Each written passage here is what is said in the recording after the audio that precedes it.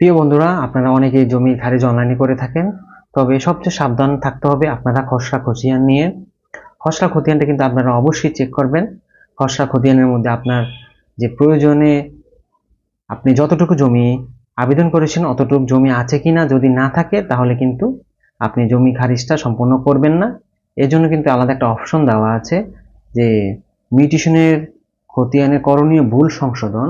এখানে কিন্তু সংশোধন আপনার খতিয়ানের নামের বানান সংশোধন, খতিয়ানের তফসিল সংক্রান্ত সংশোধন, এগুলো কিন্তু সম্ভব। আপনি যদি এখানে ক্লিক করেন তাহলে আপনার কত শতাংশ চেয়েছেন তা যদি ভুল হয়, এখানে একটা ব্যাখ্যা আপনারা উপস্থাপন করবেন এবং আপনার ডকুমেন্টটা কিন্তু এখানে যোগ করার চেষ্টা করবেন। তাহলে কিন্তু আপনার খসড়া খতিয়ানের ভুলটা হবে না এবং আপনার খতিয়ানে কিন্তু কম আসবে না। সম্পূর্ণ জমিটা পাওয়ার জন্য আপনার এই কাজটা কিন্তু করতে হবে। অনেক সময় নামের বানানটা কিন্তু ভুল হয়, এটাও কিন্তু আপনারা এখান থেকে সংশোধন করতে পারবেন। আশা করি আপনারা এই বিষয়টা ফলো করবেন। ধন্যবাদ সবাইকে।